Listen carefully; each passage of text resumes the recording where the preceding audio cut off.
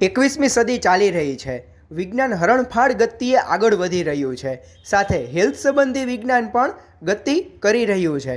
તો તેમાં ખાસ કરીને આપણા સ્વાસ્થ્યનું પણ સૌ કોઈ ધ્યાન તો રાખતું જ હોય છે. આપણા પરિવાર આપણા સ્વાસ્થ્યનું ધ્યાન રાખતો હોય છે. બધા જ પરિવાર પોતાના ક્ષેત્રે આરોગ્યના ક્ષેત્રે આગળ વધી રહ્યા હોય છે. પરંતુ સાથે તમે આટલું જરૂરથી ધ્યાન રાખશો તો જરૂરથી તમે હોસ્પિટલના ચક્કરમાંથી જરૂરથી બચી શકશો.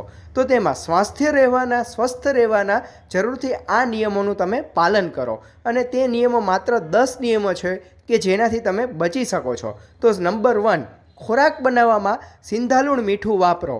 ખાસ કરીને થાઇરોઇડ અને બીપી દૂર રહેશે અને પેટ પણ સારું રહેશે. નંબર 2, એલ્યુમિનિયમ એટલે કે ટીનના વાસણોનો વપરાશ બંધ કરી દેવો જોઈએ. નંબર 3, રિફાઇન્ડ તેલ ન ખાવું. ફિલ્ટર તેલ ખાવાનો આગ્રહ પૂરેપૂરો રાખવો જોઈએ. ખાસ કરીને તેમાં શુદ્ધ મગફળીનું તેલ અથવા તો તલનું તેલ ખાવું જોઈએ.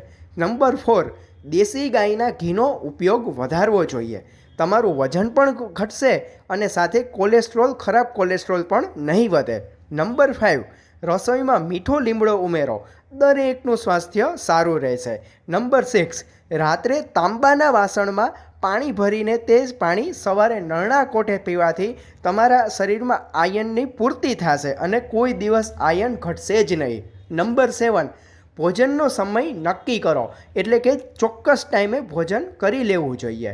નંબર 8, દિવસમાં એક ટાઈમ ગ્રીન ટી પીઓ જેથી તમારી રોગ પ્રતિરોધક શક્તિ વધી જાય છે.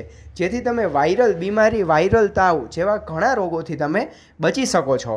નંબર 9, બને એટલા લીલા રેસાવાળા શાકભાજી ખાઓ જેથી તમારું પેટની પાચન શક્તિ પણ વધે છે અને પેટ સાફ થશે. જો પેટ સાફ તો હર રોગ તમારાથી દૂર રહે છે. નંબર 10, પૂરતી ઊંઘ લો અને સાથે દરરોજ યોગ વ્યાયામ કસરત કરો જેથી તમારું વજન સંતુલિત રહે છે અને લાંબા સમય સુધી તમારું શરીર એકદમ મજબૂત અને લાંબા સમય સુધી તમે સ્વસ્થ રહી શકો છો.